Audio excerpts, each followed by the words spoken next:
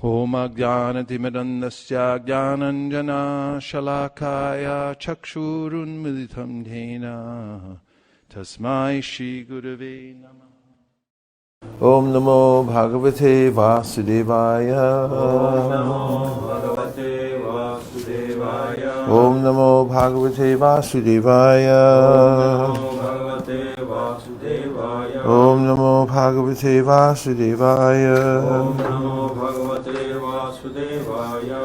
Narayanam Namaskritya Naram Chaiva Narottamam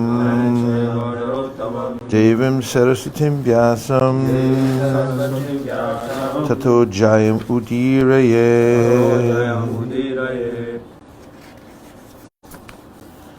We're reading from the Srimad Bhagavatam, 11th canto, 2nd chapter, starting at text number 32. And this is Maharaj Nimi meets the 9 Yogendras. We're starting with Havi Yogendra because there's Havi, Kavi, Antariksha, Prabodha, Pipalayana, Havi, Kavi, Antariksha, Prabodha, Pipalayana, Avirhotra, Drumala, Chamasa, and Karabhajana, the 9 Yogendras. Damodar Prabhu's favorite. Sri Narada said, O Vasudev, when Maharaj Nimi had thus inquired from the 9 Yogendras about devotional service to the Lord, those best of saintly persons sincerely thanked the king for his questions and spoke to him with affection in the presence of the members of the sacrificial assembly and the Brahmana priests. Purport. According to Sridhar Swami, not only the king, but also the members of the assembly and the priests conducting the sacrifice were all devoted to hearing and chanting the glories of devotional service to the Supreme Personality of Godhead. The sages, beginning with Kavi, will now each speak in turn, answering the questions of the king. So it's Kavi Havi. Kavi Havi Antariksha. Shri Kavir Uvacha. Manye Kutaschit Vayam Achutasya Padam Bujo Pasanam Atra Nityam Udvigna Bhuther Asadatma Bhavad Vishatmana Yatra Nivartate Bhi. Shri Kavi said, I consider that one whose intelligence is constantly disturbed by his falsely identifying himself with the temporary material world can achieve real freedom from fear only by worshipping the lotus feet of the infallible Supreme Lord. In such devotional service, all fear ceases entirely. Purport. In the opinion of Srila Sridhar Swami, the word asad atma bhavat in this verse indicates that the living entity is constantly disturbed by fear because he identifies his eternal self with the temporary material body and its paraphernalia. Similarly, Srila Vishwanath Chakravarti Thakur has stated, Bhakti pratikula deha griha deshvasaktim. Because of one's attachment to one's temporary body and so-called home, family, friends, and so on, one's intelligence is always disturbed by fear, and one is unable to appreciate or practice pure devotional service to the Supreme Lord. So-called religious activities executed in the bodily conception of life are always accompanied by fear and anxiety about the ultimate result. But pure devotional service to the Supreme Personality of Godhead frees one from fear and anxiety because it is executed on the platform of Vaikuntha, or the spiritual plane. So-called religious activities executed in the bodily conception of life are always accompanied by fear and anxiety about the ultimate result. But pure devotional service to the Supreme Personality of Godhead frees one from fear and anxiety because it is executed on the platform of Vaikuntha, or the spiritual plane, where there is no fear or anxiety. According to Srila Jiva Goswami, the process of bhakti yoga is so powerful that even in the stage of sadhana bhakti, in which one is practicing devotional service through rules and regulations, the neophyte can have a direct experience of fearlessness by the mercy of the Lord. As one's devotional service becomes mature, the Lord reveals himself in the devotee, and all fear is totally vanquished forever. That's 11.2.33. Every living entity has a natural propensity to serve God, but because of false identification with the temporary body, one loses touch with this pure constitutional propensity and instead inauspiciously becomes attached to temporary sense gratification in the form of body, home, family, and so on. The result of such false attachment is continuing distress, which can be eradicated only by devotional service to the Supreme Lord. In this connection, Srila Bhaktisiddhanta Saraswati has quoted the following verse: Tavat bhayam dravina deha surin nimittan shokaspriha paribhavo vipulash chalobha tavan mametya sad avagraha arti mulam yavan naten grim abhayam pravranita loka. Water for all my friends. If you need water, we have water now. O my Lord, the people of the world are embarrassed by all material anxieties. They are always afraid. They always try to protect wealth, body, and friends. And they are filled with lamentation and unlawful desires and paraphernalia. And they avariciously base their undertakings on the perishable conceptions of I and mine.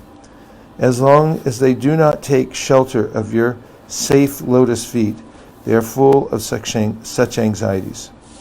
That's Bhagavatam 396. Grab the 396, would you please? And so there's a couple verses related in the Bhagavad Gita. Bhogaishvarya prasaktanam taya prahita chetasam vyavasaya vikha bhudhir ekeha kurunandana. That in the Gita, Krishna says, if someone's considering material enjoyment, is attached to it, Bhogaishvarya prasaktanam taya prahita chetasam, one's consciousness is inclined in that direction, avyavasaya mikha buddhi, then the intelligence is unsteady because it's being drawn away from the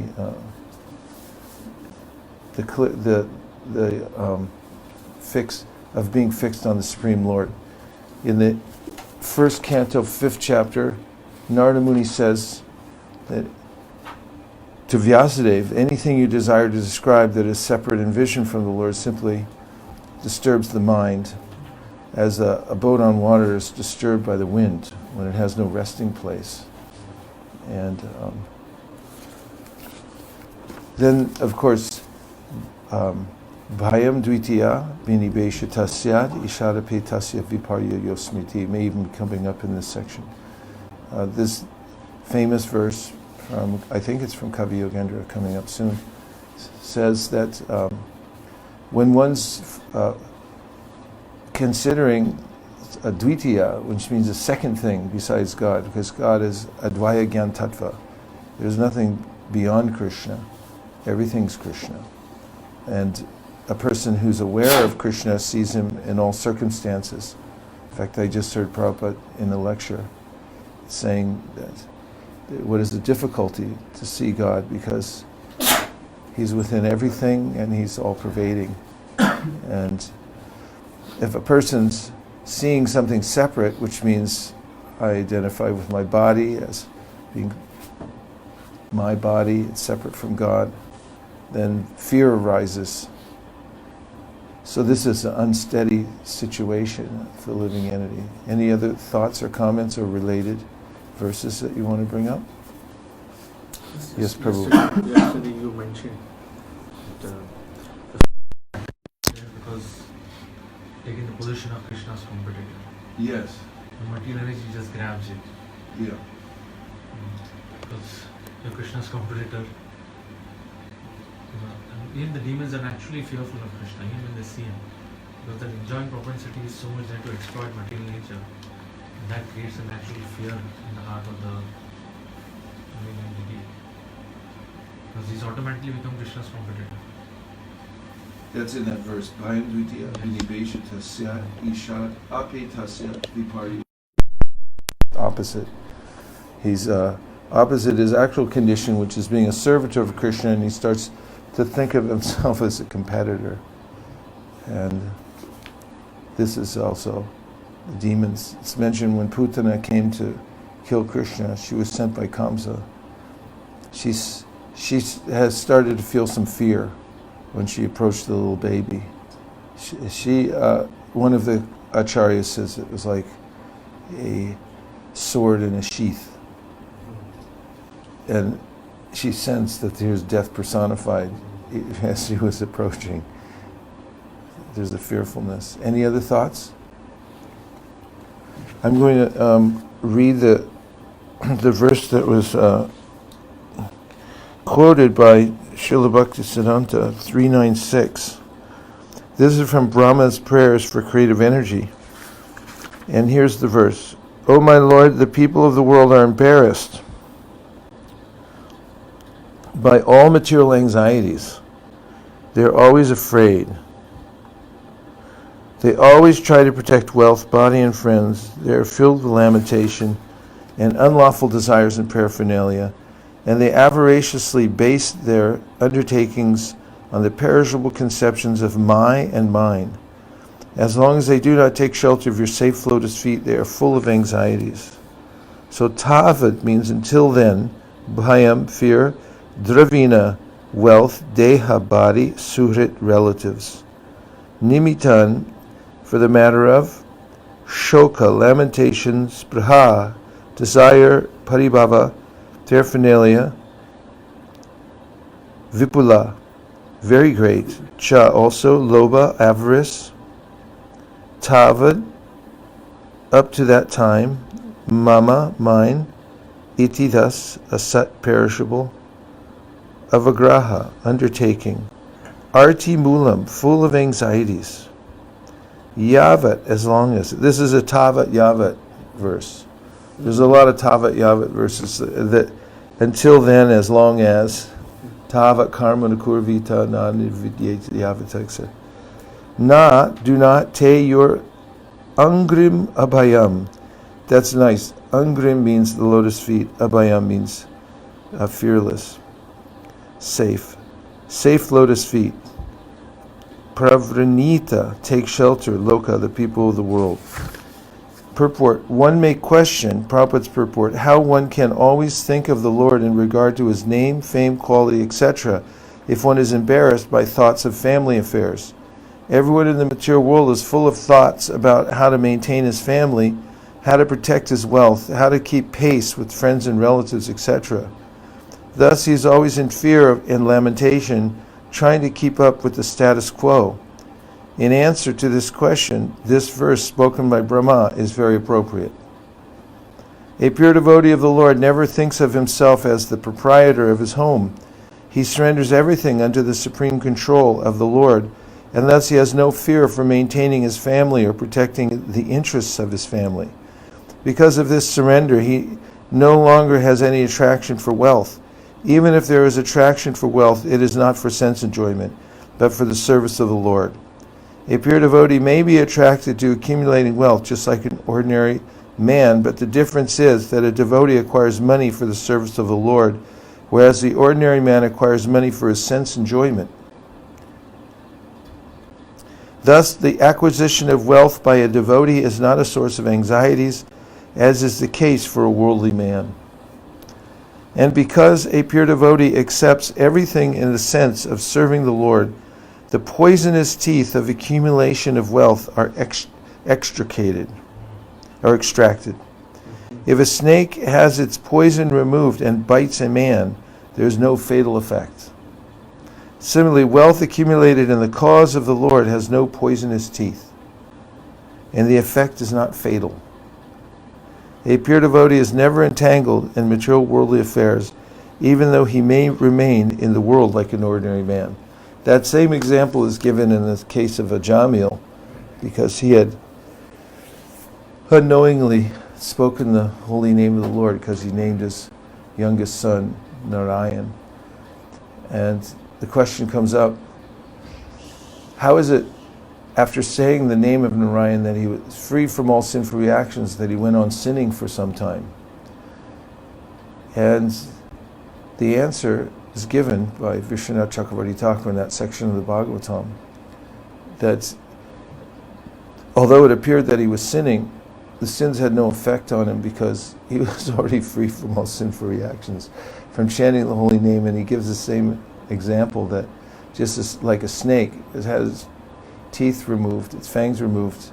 Although it appeared to be biting, it was not giving any poison.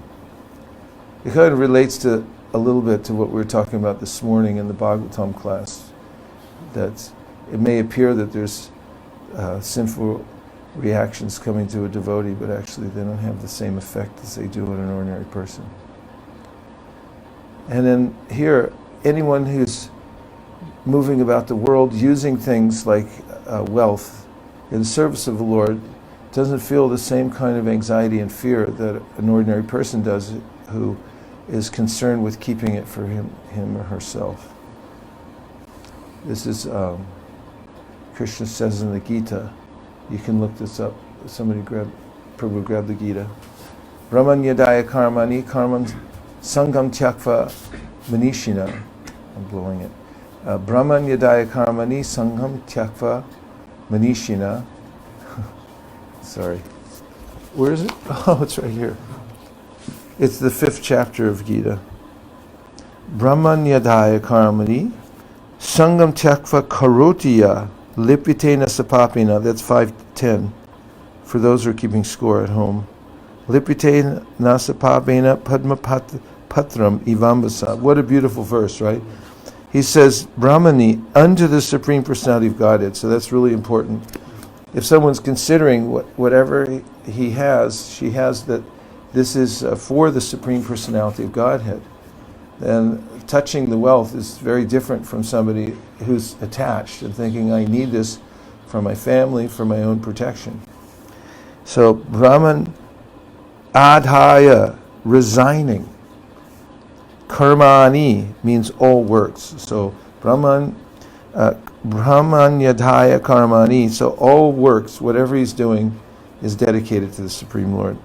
Sangam, attachment. Tyaktva, giving up. Karoti, performs. So one who performs all activities but is giving up the results for the Supreme. Lipyate is affected. Na, never. Sahi papena, by sin. Padma patram ivambasa. Iva means like, ambasa means the water, and Padma patram is a lotus leaf. One who performs his duty without attachment, surrendering the results unto the Supreme Lord, is unaffected by sinful action, as the lotus leaf is untouched by the water. Prabhupada's purport. Here, Brahmani means in Krishna consciousness. The material world is a sum total manifestation of the 3 modes of material nature, technically called pradhana. The Vedic hymn, Sarvam Hyetad Brahma, Mandukya Upanishad, Tasmade Tad Brahmanama Rupam Anam Chajayate, Mundaka Upanishad, and in the Bhagavad Gita 14.3, Mama Yonir Mahat Brahma, indicate that everything in the material world is a manifestation of Brahman. And although the effects are differently manifested, they are non-different from the cause. Look at that. If somebody's seeing that everything's coming from the Supreme, and the cause that's coming from him is everything we see around us, then he's never separated, because seeing that this is all the energy of the Supreme Personality of God, which is actually non-different from the original, although Krishna maintains his individual existence. In the Ishopanishad, it is said that everything is related to the Supreme Brahman or Krishna, and thus everything belongs to him only. One who knows perfectly well that everything belongs to Krishna, that he is the proprietor of everything, and that therefore everything is engaged in the service of the Lord, naturally has nothing to do with the results of his activities, whether virtuous or sinful. Even one's material body being a gift of the Lord for carrying out a particular type of action can be engaged in Krishna consciousness. It is then beyond contamination by sinful reactions, exactly as the lotus leaf, though remaining in the water, is not wet. The Lord also says in the Gita 3:30, Mai sarvani karmani sanyasya, resign all works unto me, Krishna. The conclusion is that a person without Krishna consciousness acts according to the concept of the material body and senses, but a person in Krishna consciousness acts according to the knowledge that the body is the property of Krishna and should therefore be engaged in the service of Krishna. So now we're back to the Srimad Bhagavatam at 11:2:34. Yevai Bhagavata Prokta Upaya Hyatma Labdaye Anja Pungsam Avidusham Vidi Bhagavatan Hitan. Even ignorant living entities can very easily come to know the Supreme Lord if they adopt those means prescribed by the Supreme Lord himself. The process recommended by the Lord is to be known as Bhagavata Dharma, or devotional service to the Supreme Personality of Godhead. That translation is so nice, I have to read it again. Even ignorant living entities can very easily come to know the Supreme Lord if they adopt those means prescribed by the Supreme Lord himself. The process recommended by the Lord is to be known as Bhagavata Dharma, or devotional service to the Supreme Personality of Godhead. Purport. There are many Vedic scriptures, such as Manu Samhita, that present standard injunctions for the peaceful arrangement of human society. Such Vedic knowledge is based on the Varnashrama system, which scientifically divides human society into 4 occupational divisions, as well as 4 spiritual divisions. According to Srila Sridhar Swami, however, knowledge that can bring one directly in contact with the Supreme Personality of God is called Ati Rahasyam. What's it called?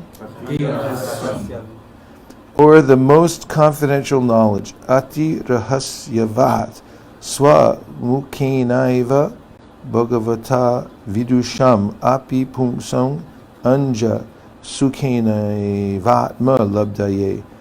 Bhagavata Dharma is so confidential that it is spoken by the Lord himself. The essence of Bhagavata Dharma is given in Bhagavad Gita, wherein Krishna personally instructs Arjuna. Yet in the 11th canto of Srimad Bhagavatam, the Lord will give instructions to Uddhava that surpass even the teachings given to Arjuna in Bhagavad Gita. As Srila Prabhupada has stated, undoubtedly Bhagavad Gita was spoken by the Lord on the battlefield of Kurukshetra just to encourage Arjuna to fight, and yet to complete the transcendental knowledge of Bhagavad Gita, the Lord instructed Uddhava. The Lord wanted Uddhava to fulfill his mission and disseminate knowledge which he had not spoken even in Bhagavad Gita. That's Bhagavatam purport 3.4.32. 3.4.32. Prabhu. Is that where we are? Here. It's in part 1. 3.4.32. Similarly, it is understood that the knowledge that will be presented here by the 9 Yogendras is not their personal concoction, but is authorized knowledge originally spoken by the Lord himself. According to Srila Bhaktisiddhanta Saraswati, the living entities in the course of their wanderings throughout the cycle of birth and death lose all trace of the personality of Godhead. But when they hear the eternally auspicious topics spoken by the Supreme Lord for their benefit and understand their eternal identities as spirit souls, the realized experience of being an eternal servant of Krishna becomes the basis of Bhagavata Dharma. In the soul's experience as a pure Vaishnava or servant of God, there is no consideration of being different from God, or the same as God, nor is one interested in the kingdom of material sense gratification. The pure devotee simply perceives his particular devotional service to the Supreme Lord and sees himself as an individual part and parcel of the ultimate shelter. A pure devotee experiences that his very being is tied by ropes of loving devotion to the ultimate shelter himself in one of his direct personal expansions. That's quite a sentence. A pure devotee experiences that his very being is tied by ropes of loving affection to the ultimate shelter himself in one of his direct personal expansions. How does that make you feel? Gopal Champu, how does that make you feel? Makes you feel good. Because that makes you feel like it's reaffirming that Krishna is there. He's there. He's seeing over us and he's watching over us. You have a relationship with one of his direct personal expansions.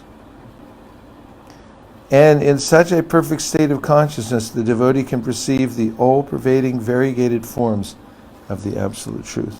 This idea of being bound by the ropes of love is also here in the 11th canto. Find in the last verse, this is verse 55 from the second chapter. Vishrujati hridayam yasya sakshad. This is 11:255 for those who are keeping score at home. Vrijati hridayam yasya sakshad daridavasha bihitopya gauganasha pranaya rasanaya dhritangi padma sabhavati bhagavata pradana ukta. With the translation is, the Supreme Personality of Godhead is so kind to the conditioned souls that if they call upon Him by speaking His holy name, even unintentionally or unwillingly, the Lord is inclined to destroy innumerable sinful reactions in their hearts. Therefore, when a devotee who has taken shelter of the Lord's lotus feet chants the holy name of Krishna with genuine love, the Supreme Personality of Godhead can never give up the heart of such a devotee. One who has thus captured the Supreme Lord within his heart is to be known as Bhagavata Pradhana, the most exalted devotee of the Lord.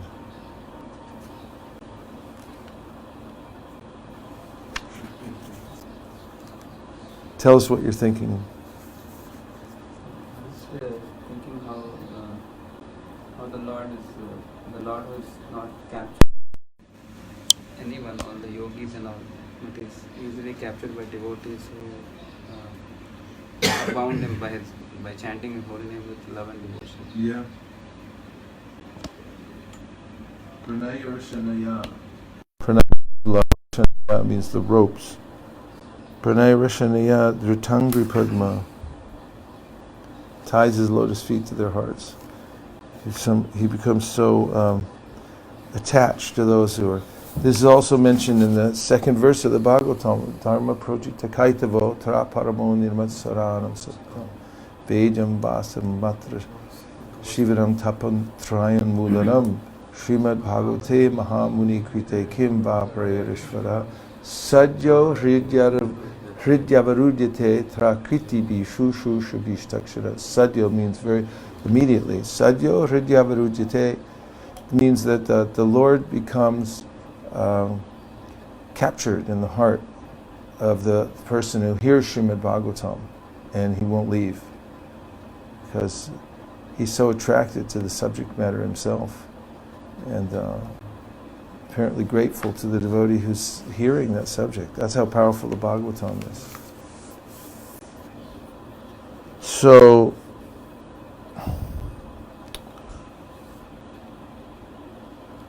Prabhu, where am I now? To 11:235? Right.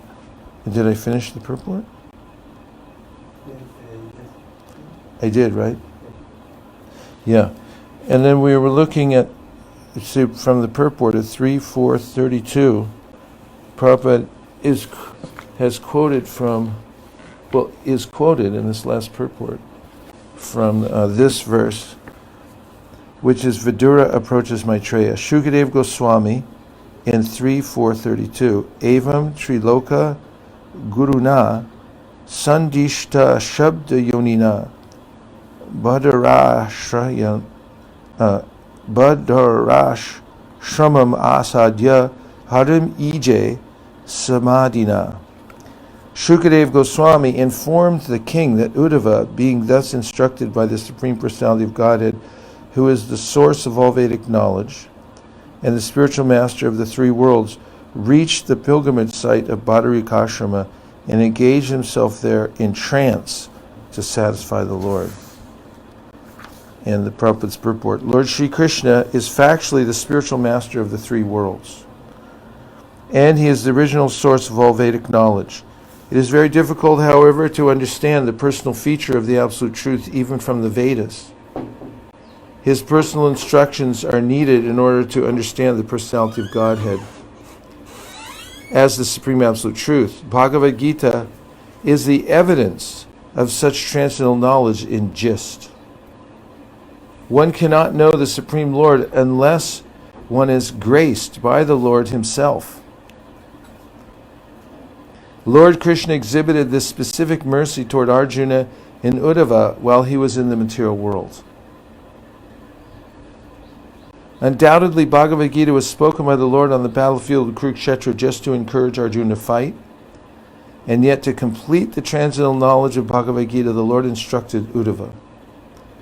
The Lord wanted Uddhava to fulfill his mission and disseminate knowledge which he had not spoken even in the Bhagavad Gita. See, if someone actually reads the Bhagavad Gita, and most people don't, they just say, I know Gita, I've heard of Bhagavad Gita. When we show them a Bhagavatam, they go, oh, I already have Bhagavad Gita.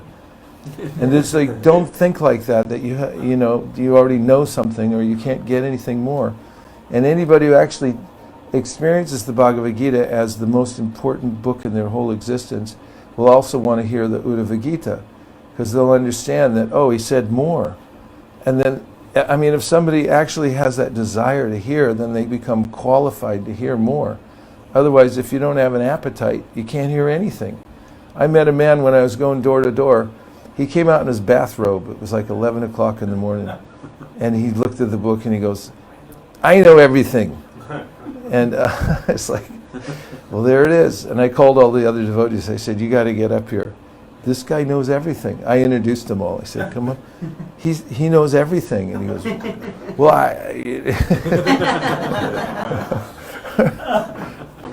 But that's the mentality. People think I know everything. So they can't hear the Uddhava Gita, or they don't even take time to read the Bhagavad Gita. So,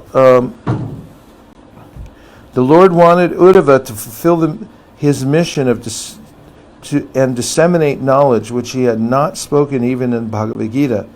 Persons who are attached to the words of the Vedas may also know from this verse that the Lord is the source of all Vedic knowledge. One who is able to understand the Supreme Personality of Godhead by going through the pages of the Vedas may take shelter of one of the Lord's devotees, such as Uddhava, in order to advance further in knowledge of the Supreme Personality of Godhead. We mentioned that this morning in class from the verse, what did I quote? From the Upadeshamrita? Tannama Rupa Charitadi Sukirtana. The Brahma Samhita says that it is very difficult to understand the Supreme Personality of Godhead from the Vedas, but he is easily understood from a pure devotee, like Uddhava. Taking mercy on the great sages who lived at Badarikashram, the Lord authorized Uddhava to speak on his behalf. Unless one has such authorization, one cannot understand or preach the devotional service of the Lord. While present on this earth, the Lord executed many uncommon activities, even traveling in space to bring down the Parijata from heaven and recovering the son of his teacher, Sandipani Muni, from the regions of death. Uddhava was certainly informed of the conditions of life on other planets, and all the sages were anxious to know of them, just as we are anxious to know about the planets in space. Uddhava was particularly deputed to carry a message to Badarikashram, not only to the sages of that place of pilgrimage, but also to the Narayan deities. That's how confidential the talks were. He went there to tell the deities about what Krishna told him. Such a message must have been more confidential than the knowledge described in the pages of the Vedas. The Lord is undoubtedly the source of all knowledge, and the messages dispatched through Uddhava to Narayan and other sages were also part of the Vedic knowledge, but they were more confidential and could be sent or authorized only through such a pure devotee as Uddhava. You can see how important book distribution is, because when you're going out, you're representing, you're actually distributing the same knowledge, even what Uddhava heard from Krishna himself, and you're dispatching it to the people in general, and in its complete form. You immediately become dear to the Lord for doing that. Since such confidential knowledge was known only to the Lord and Uddhava, it is said that Uddhava was as good as the Lord himself. Every living entity can, like Uddhava, also become a confidential messenger on the same level as the Lord, provided he becomes confidential himself by dint of loving devotional service. Such confidential knowledge is entrusted, as confirmed in Bhagavad Gita, only to pure devotees like Uddhava and Arjuna, and one has to learn the mystery through them and not otherwise. One cannot understand Bhagavad Gita or Srimad Bhagavatam without the help of such confidential devotees of the Lord. According to Srila Vishwanath Chakravarti Thakur, that confidential message must have concerned the mystery of his departure and the annihilation of his dynasty after the end of his appearance in the mundane world for 100 years. Everyone must have been very anxious to know about the mystery of the annihilation of the Yadu dynasty, and that message must have been explained by the Lord to Uddhava and dispatched to Badarikashrama for the information of Narayan and other pure devotees of the Lord. Okay, reflections and questions time. Gopal Champu. Okay. Hare Krishna. Hare Krishna. So, I was just a couple points, just on one point on this, on the value of this confidential knowledge, and how actually people, you could say you have to have a hunger for it. I just had this experience. I was in Bangalore, and we were going out to one program, and I just decided to bring out kind of the Bhagavatam set. I said, let's bring it. The devotee was like, what are you gonna do with that? I said, listen, you never know. You just bring it. And so we set it on the book table, and maybe about 2 hours into the event, some lady just came up, but then she said, I'll be back in 2 minutes. She came back with her son, made him take out his wallet, and took his credit card and said, here, how much? Just take it. I want to take the set home with me. And then he went on to tell me that she had read the Bhakti, the Nectar of Devotion, the Science of Self-Realization, the Bhagavad Gita, and she said she's just going mad. She just wants to read everything. So she, I was wondering, this knowledge is something that is so important that it will actually take us from this world to the spiritual world. Something which is life-saving even in this material world, like for example CPR, is not confidential. It is advertised and it is taught in schools because it's so important. So why would this most important knowledge be confidential, hidden deep within the Vedas? It almost looks like the world is actually biased. Very much partial to Maya, and so that It looks like that, huh? That's a good one. It looks like that most people in the world are partial to Maya. Yeah. So why is it that when the Lord has designed this world, that actually the most important knowledge is deep within, hidden amongst the pages of Veda, where he says that it's not even available in the Vedas, right? So why is it so confidential? Well, there's a couple of answers. One is, first of all, that it's not that hidden, actually. And then Krishna says, Raja Vidya Raja Kuhyam, pavitram idam uttamam pratyakshabagamam dharmyam susukam kartamavidyo.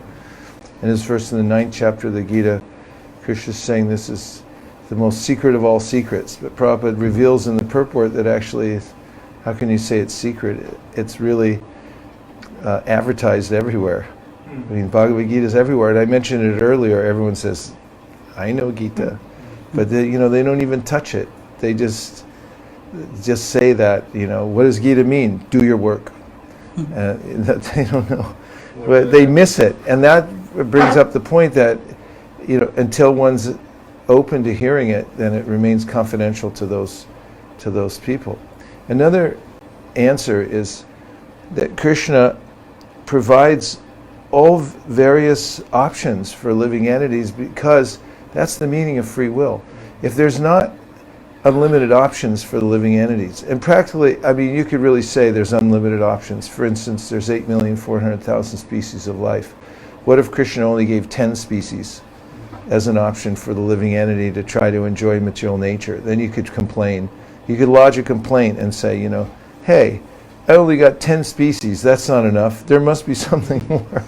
But it gives 8,400,000 different experiences in the material world, combinations and permutations of senses to try to interact with the external world for the living entity to live out his dream of trying to enjoy.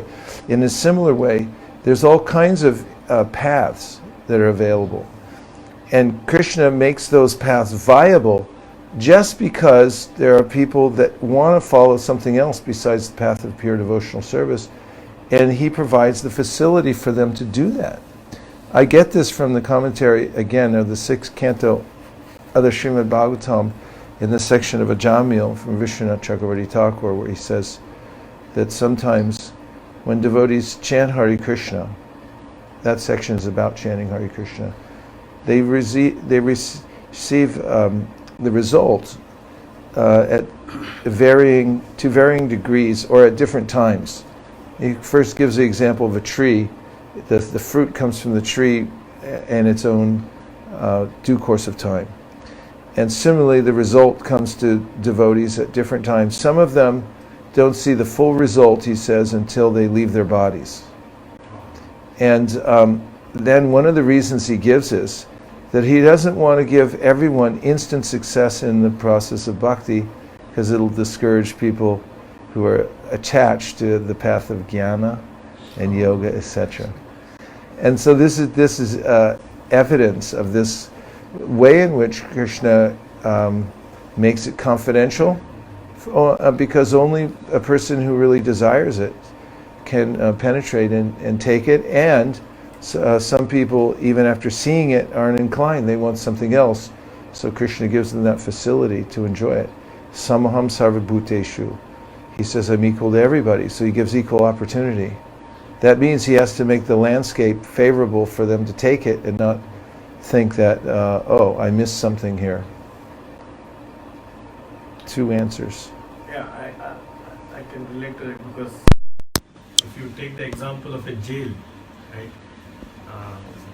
The jail manual will probably say all the things that you can do to be very comfortable in the jail. Yeah. But the most confidential knowledge would probably be how to escape out of the jail. Yeah, that's good. Did you put that on Quora? He's got thousands of followers on Quora. He preaches there. It's good. I like that a lot. Points, questions, or reflections? Is there anybody online? No questions online. Okay. Yes? So this Narayana which are being referred to here, Yeah. could you please elaborate a bit more on the Narayan referred here? You see the Narayan as in the Supreme Personality of Godhead, or is he? Yeah, there's Nara and Narayan Rishi, so they said it's like a Krishna and Arjuna. Krishna and his eternal associate. So He engaged himself there in trance to satisfy the mood. he engaged himself in trance to satisfy the Satisfy the Lord. mood. So, this is the point I am taking, that we must do each and everything to satisfy your Lord. Book distribution, chanting. Yeah, if you do it for the satisfaction of the Lord, then you'll also be satisfied. Samsadir Haritoshanam. Because the purport in your reading the last purport was saying that how only by the grace of we actually understand the knowledge that is given. And then it also mentions that to understand that knowledge, one has to associate, if one has to understand the confidential knowledge, one has to associate with the confidential devotees of the Lord to understand. So just appreciate it and take this. That's right. Because the truth is there within the hearts of the pure devotees. It's mentioned in the Bhagavatam that clear understanding is there. Not only that, the Bhavadvita Bhagavatas Tirtha Bhuta Swayam Vibho Tirtha Kurvanti Tirtani Svantakstena Gatavrita. Yudhishthira Vidura said that you carry the Supreme Personality of Godhead within your heart. Therefore, wherever you go becomes a place of pilgrimage. And the pure devotees, even when they come to the places of pilgrimage, they purify even those places. Because most people go there and they just leave their sins. And then the pure devotee goes there and those sins are purified even by the pure devotee. It's even more potent than a holy place personified. And one of the reasons is the pure devotee has something that even Krishna doesn't have, and that's love for Krishna. That's there within the heart. And that's the most coveted of all the substances that you can get in the universe. Oh! Havi Prabhu, Hare Krishna, please come in. Vancha Kalpatarusha, Kripasindaveyavacha, Patitanam Bhavyo, Vaishnavebhyo, Namo Namaha, Nantakoti Vaishnavindikija.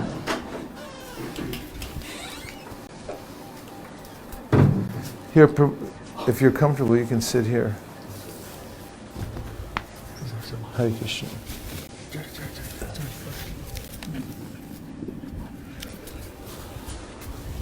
You're coming from a parikram.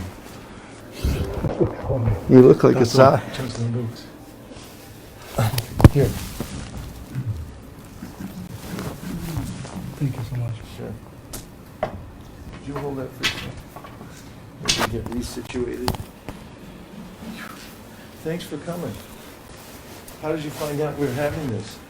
It's Kuyam. This is Gupta. Gupta. Okay. So we were just talking about, we were just having reflections because we're moving from one purport to the next, and a discussion about the confidential nature of devotional service, how it's, even in all the Vedas, there's not a obvious indication immediately when you look at the Vedas. You have to come to the inner sanctum, sanctorium of the association of devotees to hear about the confidential topics of devotional service. We're reading from the 11th canto in the section of Kavi Yogendra. He's speaking about how the process of following the exact instruction of the Supreme Personality of Godhead is so powerful that any living entity who follows that will have success, because it's direct, and you're connecting with the Supreme Personality of God directly by following these instructions and going into the process of devotional service. And that someone who performs that kind of service with love binds the lotus feet of the Lord within his heart. Those are some of the there are other things. You want to tell them a few other things? Yes. The last point you were mentioning was pure devotee. It's got something more than Krishna in Right. life. Yeah, It's that was the beyond- last thing we were talking about, is how the pure devotee is the most valuable because in Krishna's association, because the pure devotee carries love for Krishna within his heart. And so that's actually what we're after. Even more than being after Krishna, we're after love for Krishna. So the pure devotee has that within the heart. So the association of the pure devotees is most valuable. We also talk about how They get free of fear.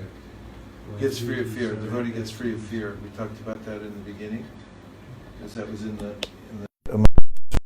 somebody becomes attached to Krishna and sees that everything belongs to him. No longer claims pridership over anything, not my family or my money.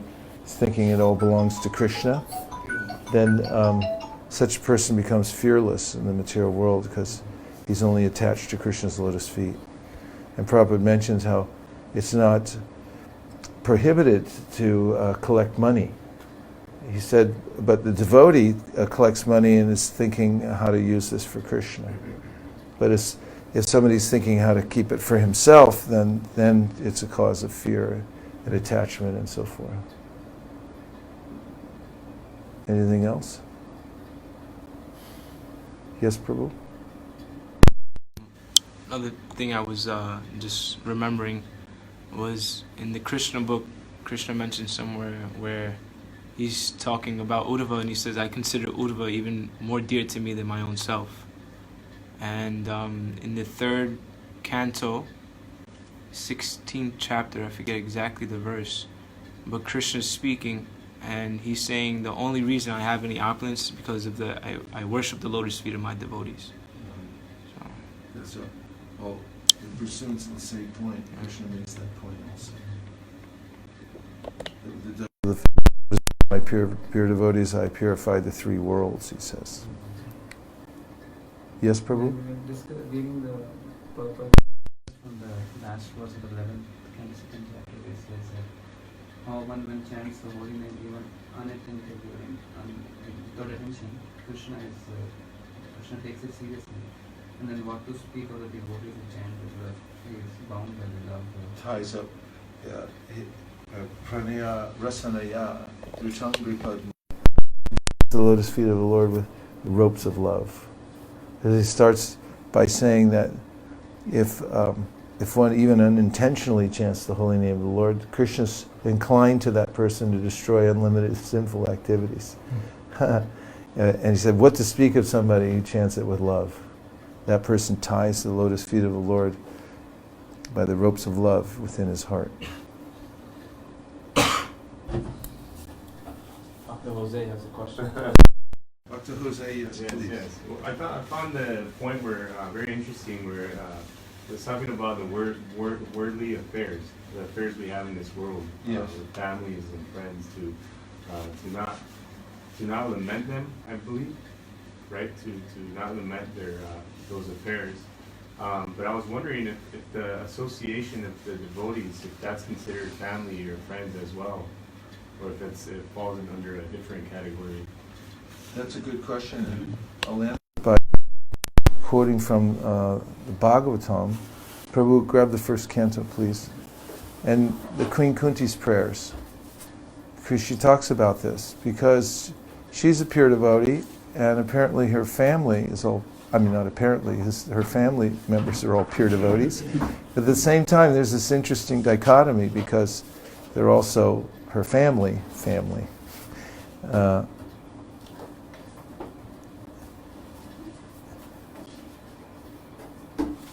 Send it to the detailing shop. Thank you. You know which verse I'm talking about, right? Yeah.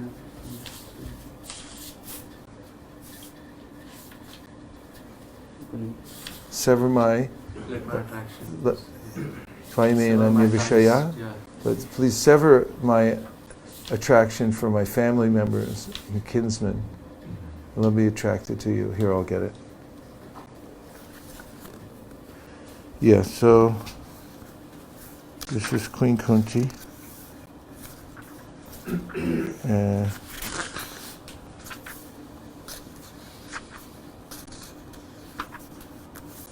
Yeah, it was further on, right?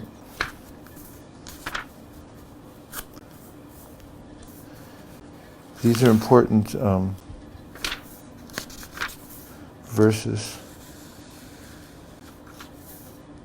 Okay.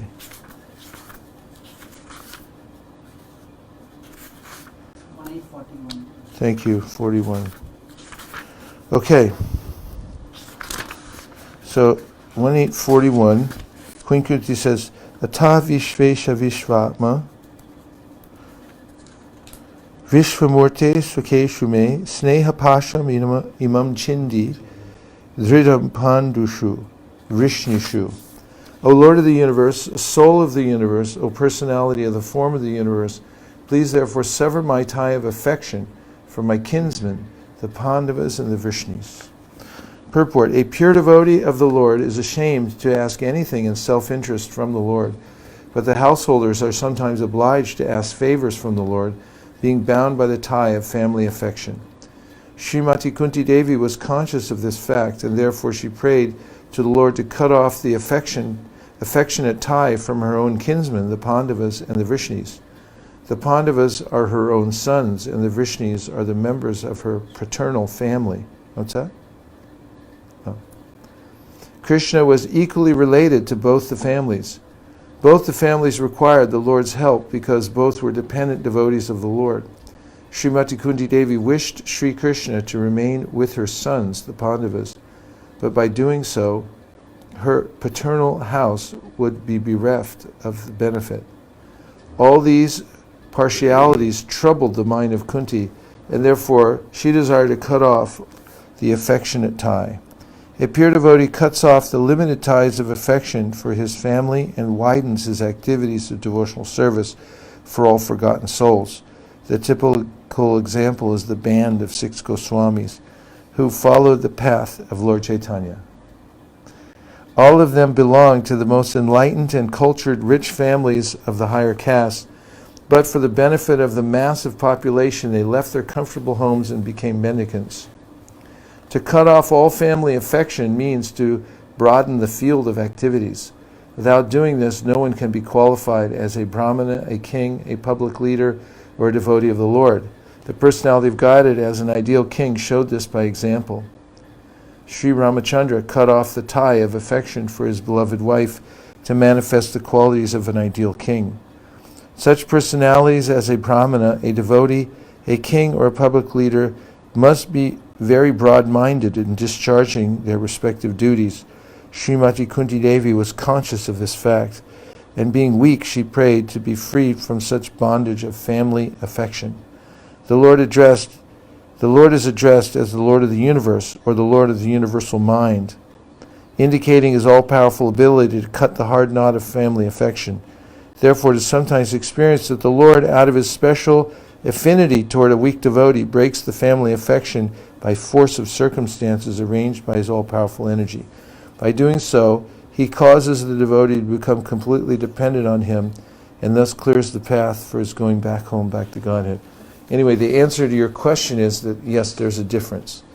So when one's attached to family members, it's in relationship to the body. But when one's attached to devotees, it's in relationship to Krishna. And in the Bhagavatam, Rishabhadeva says in the 5th canto, Mahat Sevam Dvaravahurva Muktes Tamo Dvaram Yoshitam Sangi Sangam Mahantaste Samachita Prasanta Vimanyavak Suridak Saradavoye. That the door to liberation is opened when one associates with devotees. And the opposite is true. One becomes bound to the material world more and more when one is attached to family members. That is, those considers my man. Like in the beginning of the Bhagavad Gita, the idea that is going to be unfolding in the Gita comes out in the very first verse when Dhritarashtra says, Dharma kshetra kurukshetre samaveta yutsa mamaka pandavaschaiva. He says, what's going to happen to my family and the Pandavas? He makes a distinction. So it's a fine line, but that's the way it cuts, because the devotees are attached to Krishna and family members are attached to their own bodies and their relationship with the other bodies that they think are theirs. So one's the cause of bondage and the other is the cause of liberation. Does that help? Yes. Okay. Any other points? Just Yes. what you just said. It's common to hear that people say, well, will I recognize my mother or my wife or my husband in the spiritual world? I never heard anything about that anywhere in the scripture. You have any information about that? Will we recognize them? Of course, it's only one birth, so it's difficult to find out, right? Well, there's evidence there in the Bhagavatam, the story of Dhruva Maharaj. Dhruva, to Godhead, he wants his Shiksha Guru, his mother, to come with him. And so, before he steps on the Vaikuntha airplane to take him back to the spiritual world, he said, wait a minute, where's my mom? Yeah. She's my guru.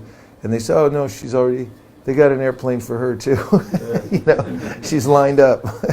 And also you'll find in the story of Pururava and Urvashi that there's a way he got, this is more in the realm of the material world, but sometimes people ask a similar kind of question, say, well, I love such and such so much, you know, can we be together in the next life? And the answer is yes, if you really want that. Because Urvashi and Pururava was especially attached to this goddess. And I mean, he went nuts. It's a good chapter for people to read when they go crazy of being attached to some, you know, the opposite sex. And just like, you want to see what you look like? Read this chapter. Then he did a yagya just so he could be with her again in the next life. And so, you know, Krishna can make these kinds of arrangements. So next life also mean once liberated can be recognized. Hey, right. Yeah, well, I mean, just all of the. I was saying one was evidence from on the spiritual side, and his mom. Yeah. And the other side was in the material world, you know, being attached to somebody out of lust, and then you know, Krishna can make the arrangement. I mean, material nature can accommodate all these things.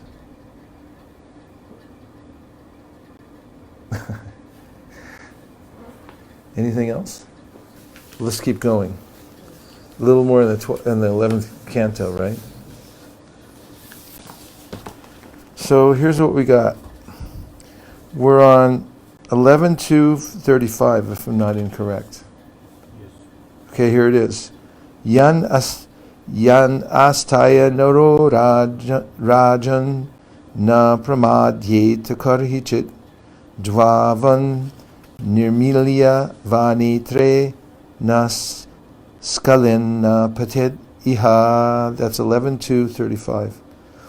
Yan, which means astaya, accepting, nara, a man, rajan, O king, na pramadyeta, is not bewildered, karichit, ever, davan, running, nimilya, closing, va, or netre, his eyes, na skalet, will not trip, na patet, will not fall, iha, on this path. O king, one who accepts this process of devotional service to the Supreme Personality of Godhead will never blunder on his path in this world. Even while running with eyes closed, he will never trip or fall. Naskalen na patet iha. Purport. According to Srila Sridhar Swami, the word anja, easily, which is used in the previous verse, is explained in this verse. He states, anja padennotam su karatvam vivranoti. By the word anja, the ease of performing bhakti yoga is established, and this will be elaborated in the present verse. In Bhagavad Gita 9.2, the Lord himself states, Pratyakshavagamam dharmyam susukam kartamavyam. The process of devotional service to the Supreme Personality of God is eternal and is very joyfully and naturally performed. Srila Prabhupada comments, the process of devotional service is a very happy one. Why? Devotional service consists of Shravanam Kirtanam Vishnu, so one can simply hear the chanting of the glories of the Lord, or can attend philosophical lectures on transcendental knowledge given by authorized acharyas. Simply by sitting, one can learn. Then one can eat the remnants of the food offered to God, nice palatable dishes. In every state, devotional service is joyful. One can execute devotional service even in the most poverty-stricken condition. The Lord says, Patram pushpam palam. He is ready to accept from the devotee any kind of offering, never mind what, even a leaf, a flower, a bit of fruit, or a little water, which are all available in every part of the world, can be offered to any person, regardless of social position, and will be accepted if offered with love. There are many instances of this in history. Simply by tasting the tulsi leaves offered to the lotus feet of the Lord, great sages like Sanat Kumara became great devotees. Therefore, the devotional process is very nice, and it can be executed in a happy mood. God accepts only the love with which things are offered to Him. The essential point to be understood here is that when a living entity surrenders to the Supreme Personality of Godhead, he tells the Lord, My dear Lord, although I am most sinful and unqualified, and for so long have been trying to forget you, now I am taking shelter at your lotus feet. From this day on I am yours. Whatever I possess, my body, mind, words, family, riches, I am now offering at your lotus feet. Please do with me as you like. Do with me as you like. The Supreme Lord Krishna has repeatedly given assurance in Bhagavad Gita that He will protect and redeem such a surrendered living entity, bringing him back home, back to Godhead for an eternal life in the Lord's own kingdom. Thus, the qualification of surrendering to the Lord is so great and spiritually potent that even if a surrendered soul is deficient in other aspects of pious life, his elevated status is protected by the Lord Himself. That was a point I was trying to make in class this morning, just about how the main qualification is the surrender. And here in that last sentence, even if he's deficient in other aspects of pious life, if the intention to surrender is there, then he'll prevail. In other processes, however, such as yoga, because one depends upon his own determination and intelligence and does not actually seek shelter of the Lord, one is subject to fall at any moment, being protected only by one's own flimsy, limited potency. This is stated in Srimad Bhagavatam 10.232, Aruya Krishna Parampadam Tata Patantyato Nadrita Yushmadangreha. If one gives up the shelter of the lotus feet of the Supreme Lord and instead tries to advance in the yoga process by one's own determination, or if one tries to make progress in knowledge by one's own speculative power, surely one will eventually fall again to a mediocre material platform, having no protection other than one's own fallible strength. Therefore, the Vaishnava Acharyas, in their commentaries on this verse, have illustrated in various ways the vast superiority of bhakti yoga or pure devotional service. In this connection, Sridhar Swami states, Nimilya netre davan api iha, eshu bhagavata dharmeshu naskalet, nimilanam naman jnanam yatahu shruti smriti ubhe netre viparanam parikirtite ekena vikala kano dvabhyam anda prakirtita iti. Even if running with both eyes closed, a devotee on this path of Bhagavata Dharma will not stumble. Closing one's eyes refers to being in ignorance of standard Vedic literatures. It is said, the Shruti and Smriti scriptures are the two eyes of the Brahmanas. Lacking one of them, a Brahmana is half blind, and deprived of both, he is considered completely blind. In Bhagavad Gita 10.10.11, in Bhagavad Gita 10,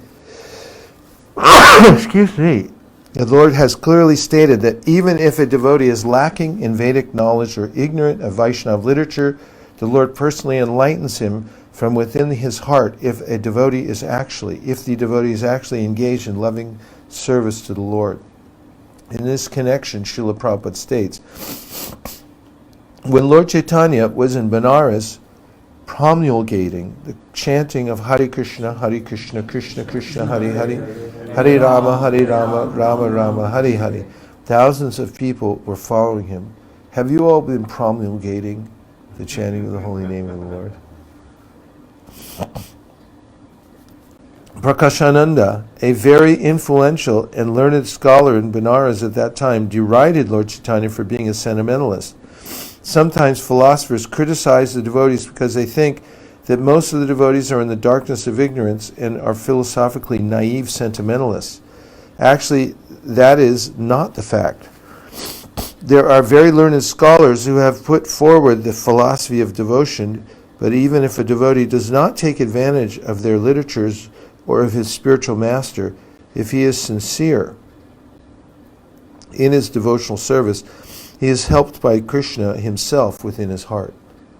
So a sincere devotee engaged in Krishna consciousness cannot be without knowledge. The only qualification is that one carry out devotional service in full Krishna consciousness. Yet this facility given by the Lord cannot justify unauthorized concoctions put forward about the process of devotional service in the name of spontaneous devotion.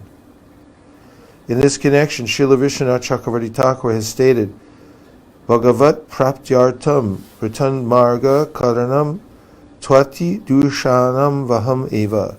If one manufactures his own process of devotional service for the sake of attaining the Supreme Lord, such a concoction will cause total ruination. Srila Vishwanath Chakravarti Thakur goes on to quote, Shruti Smriti Puranadi Pancharatra Vidimbina Aikantiki Harir Bhaktir Utpataya Eva Kalpate.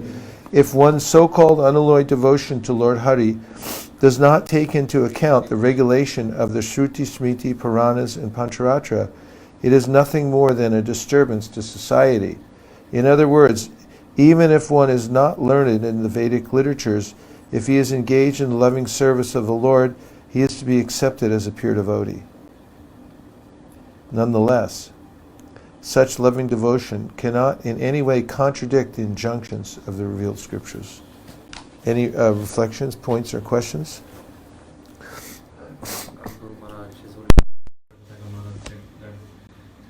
Before coming to devotional service, the enemy is impersonalism. And after coming to devotional service, the enemy is Sahajism. So, if one just goes on in an artificially spontaneous mode without having the Shruti and Smriti regard Puranas, then one can be diverted and that can be a dangerous path to take even for others by one's own example. So before coming to devotional service, the enemy is impersonalism. After coming to devotional service, the enemy is nice. You mentioned that twice. Yeah, I like that. Yeah, regarding the point that Prabhupada mentioned. Sahaja, just to make it clear for some of the devotees, Sahaja actually means, Sahaja means like kind of a, something that's natural or casual.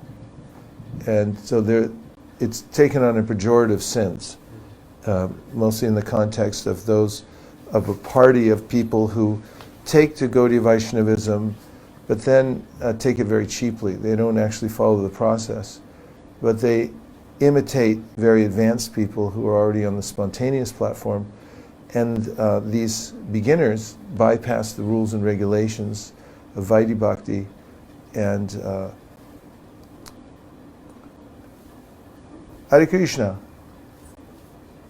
Come on in, there's plenty of space over here. No, not at all. Welcome, welcome.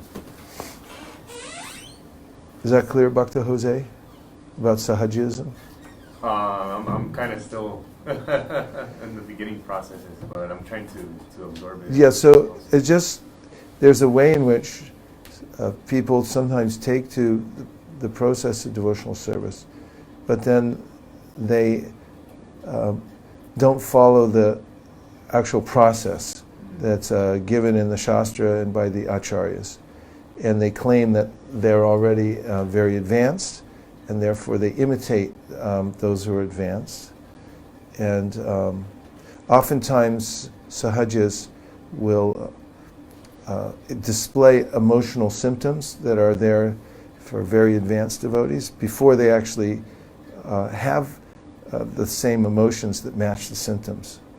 And an example given by one of our acharyas, Gaur-Kishore Das Babaji Maharaj, said that these sahajas are like a young woman who wants to have a child, and she goes to the maternity ward and she hears another woman in the ward giving birth to a child in the next room, and she's expressing the pain of labor. And so then this young woman goes home and she's thinking, to have a child, what you have to do is make these sounds like the woman in labor. And so in a similar way, oftentimes people who try to bypass the practice of bhakti, beginning with following rules and regulations given by the spiritual master in the scripture, and then they just pretend like they're actually advanced. And as an example, sometimes those who are very advanced, when they're chanting Hare Krishna, tears come to their eyes. So they would then induce tears, thinking that if I do that, then I'll get the love for Krishna. That's one example of sahajism. Or we take the word and the genre of sahajism, or those who do this kind of bypass of the process, to be that they're taking it cheaply. They don't actually want to put the work in, so to speak. Havi Prabhu had a point, right? And then now that you addressed the point, I was thinking that also in the scripture is mentioned, and we have seen in Bengal and other places, an extreme case of sahajas, where they dressed as a woman and they display all types of emotions. In fact, at one point in 1976, I think, when there was a stage, do you remember that? There was a stage and there's some kirtaniyas where they're from Bengal were hired, in fact. And it was quite impressive what they could do and sing, and Prabhupada dismissed it immediately. He said, no, this is not what we want. right, yeah. Yes, and also that they don't have a regard for Bhagavad Gita, and they think this is a preliminary scripture. Yes. And we want something very high, about the pastimes of. And over time they say, I already read the Bhagavad Gita. Now I want to go to the higher. Yeah, this is another attitude. Yes. But we find acharyas, all the acharyas comment on Bhagavad Gita, revere Bhagavad Gita. Lord Chaitanya Mahaprabhu himself, when he's instructing both Sanatana and Rupa Goswami, quotes from Bhagavad Gita again and again. And it's quite the opposite, that a person who's becoming advanced sees more in the Bhagavad Gita, relishes more in the Bhagavad Gita, and actually sees even more esoteric points as he or she's going more deeply in it. And it's funny you mention that, because just somebody texted me yesterday saying that somebody told me, don't read Bhagavad Gita, just read Nectar Devotion and Chaitanya Charitamrita. So these things go around. Yes. And they've been around for a while. There was a case in Los Angeles, right after the Chaitanya Charitamrita came out in 1975, where a group of ill-advised devotees started a club called the Gopi Bhava Club, where they would only read from the Chaitanya Charitamrita, and only certain sections that were talking about the conjugal affairs between Krishna and Radharani and his other intimate associates in the spiritual world. And they reasoned that they would exclusively hear this, the exclusion of Bhagavad Gita and other, lower literatures and so forth. And Prabhupada had to break those clubs up and explain to them that they weren't qualified to hear. There's a natural way in which one develops an affinity for hearing a particular kind of about a particular devotional service performed by a certain devotee in the spiritual world, but it happens naturally and organically over time as one performs all the rules and regulations of devotional service and hears for a long, long time and actually develops real devotional sentiments. There is a way in which one becomes attached, but one shouldn't do it artificially, because it won't produce the result. Any other points? So Srila Bhaktisiddhanta Saraswati Thakur Prabhupada said that already the conditioned soul is having a tendency of thinking itself overqualified. It's very deeply rooted because of the desire of fame. It, in spiritual society also it will bring about the same Bring the same baggage in. The same Now baggage I'll in. become famous as a Famous, yes. devotee, right? Which is detrimental to the practice. Point. Okay, we're continuing. Here we are on 11th canto, 2nd chapter, and we're taking up in the middle of the text 35 purport. Where do you suppose I am now? Such groups as the Prakrita Sahajas ignore the standard regulations of Vaishnava Dharma and engage in illicit, degraded activities, dressing as Radha and Krishna in the name of spontaneous devotion. This is something Prabhupada brought up when he was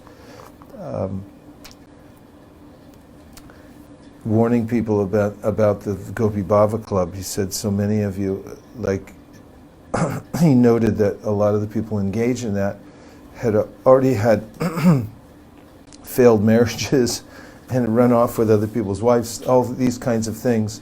And then it's like, he said, we're not to boycott. We're not into boycotting the gopis or Radharani. That's not the point. Point is, you have to be ready to engage in such activities, and you're not. And he just took one grain of rice from the pot and said, from what I've seen of the interactions of devotees at this time, that there's a great lacking of spiritual advancement. Question. Yes. Still, practice about, can he actually feel some pleasure reading Krishna Lila in its Well, I don't know about that specifically, but Prabhupada does say that the Sahajas, when they chant Nitai and Gauranga's name, then they actually feel some ecstasy. Because Nitai and Gauranga are so merciful that even if someone's a Sahaja, if they say Nitai and Gaur, then legitimate tears come to their eyes. So much for that song, Doyal Nitai Chaitanya Boli Nacharya Marmon. I mean, wherever we sing it, people go nuts. I mean, because it's like, and we had that experience. It weren't Prakrita Sahajas, but they're Mayavadis. They joined us for a little while when we were at Dhameshwara Mahaprabhu Temple in Navadvip. And we were chanting Hare Krishna for an hour, and they just stood there. They wouldn't move. The lips didn't move. And then we started singing Doyal Ni Chaitanya, and they went crazy. They started dancing, and they couldn't help themselves. So Prabhupada does mention that they get that kind of feeling. And the other point that's related to that in the Bhakti Rasamrita Sindhu is that Prabhupada mentions, or Rupa Goswami, Prabhupada in the summary says that there's a way in which, by association with a pure devotee, there's a moonshine kind of effect. The shining that comes from the pure devotion of a pure devotee, it can give somebody this shadow attachment. They become spontaneously enlivened by the association of a pure devotee. It's not that that's false either. It's just that one has to build one's own foundation to be able to sustain that level of advancement. But anyone, even those who are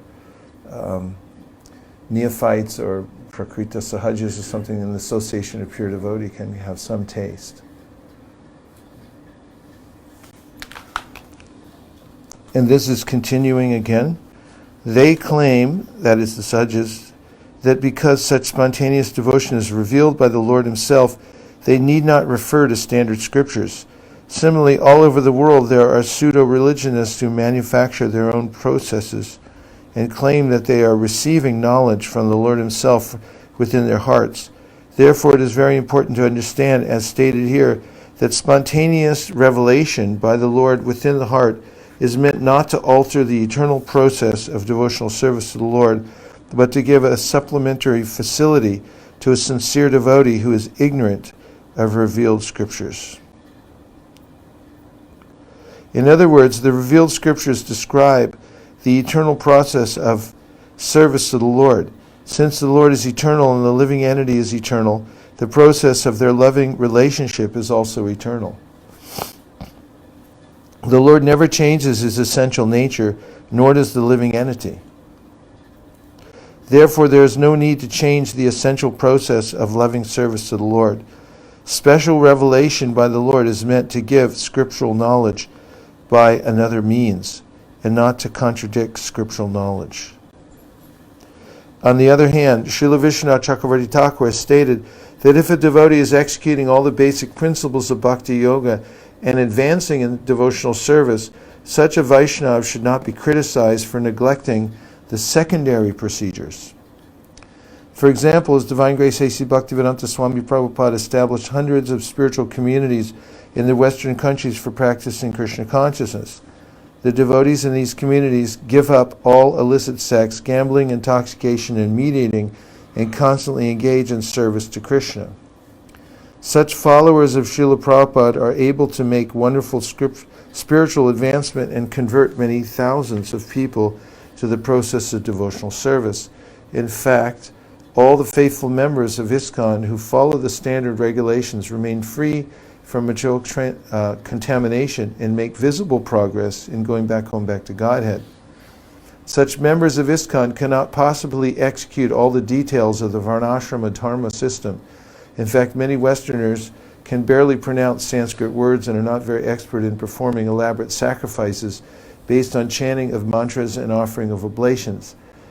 But because they are executing all the essential principles of bhakti yoga by giving up material sense gratification and constantly engaging in loving service to the Lord, to Krishna, their position is guaranteed both in this life and the next.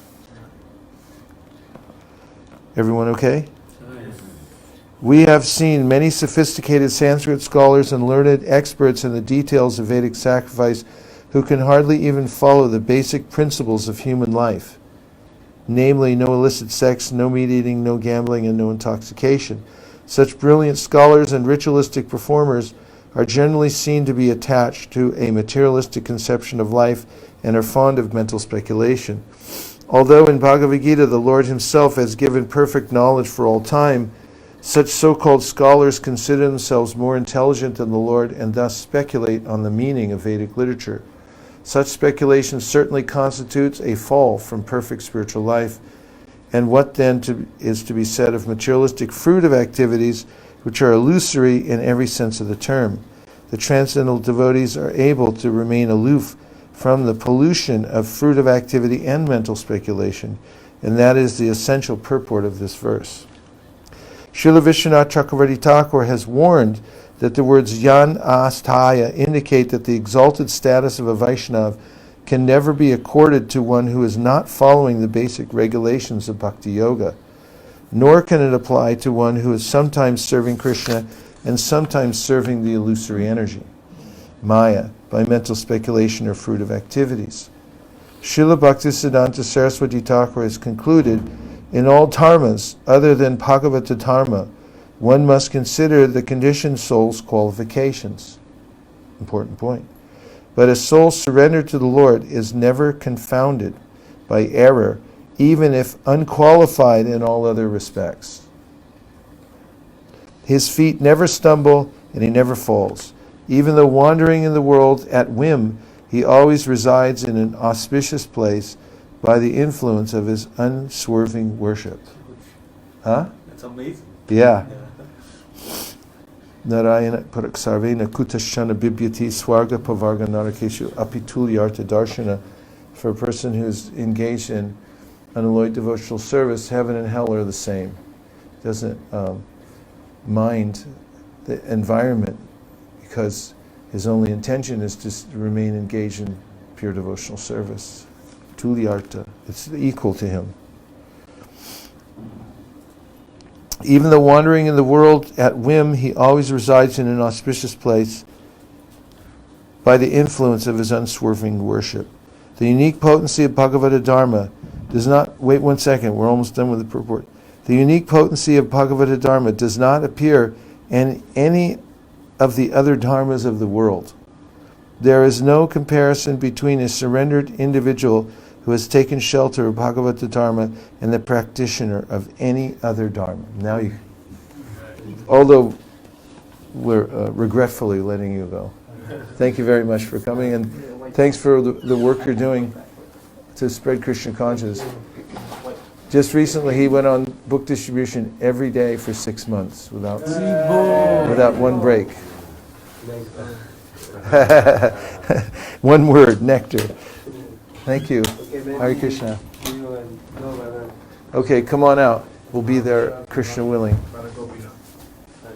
Jai Ho. So then I send you a message and you Uh-oh. We're not past time, are we? Are we? Oh, what a shame. Sorry about that.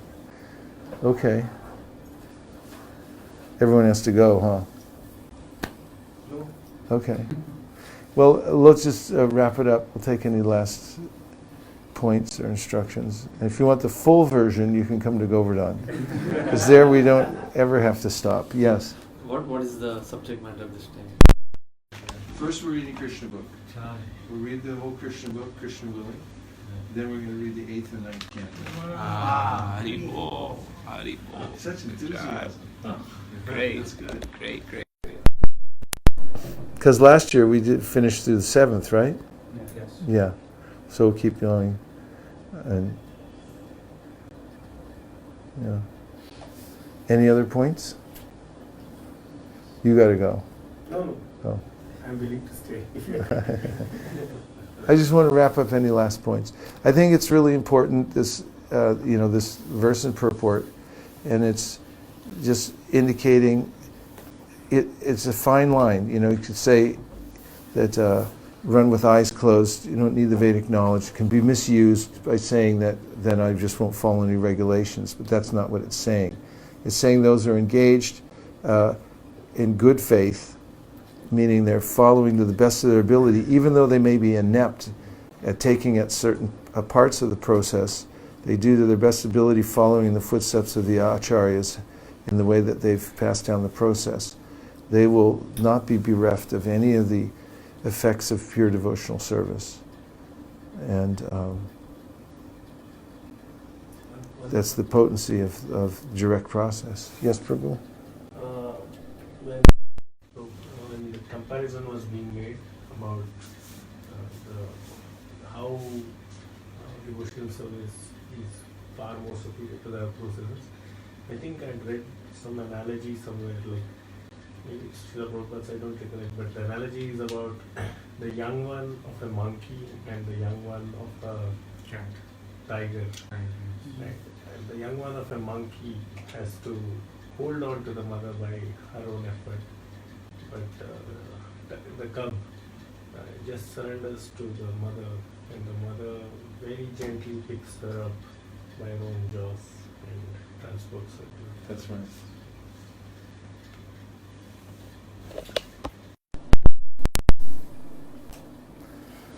Okay then. Thank you. Vanchukalpadurusha kripasanvevacha patitanam pavanego vaishnavebhyo. Nachari Armarman, Nachari Armarman, Nachari Armarman, Nachari Armarman, hey, Nachari Armarman, Nachari Armarman, Nachari Armarman, Nachari Armarman.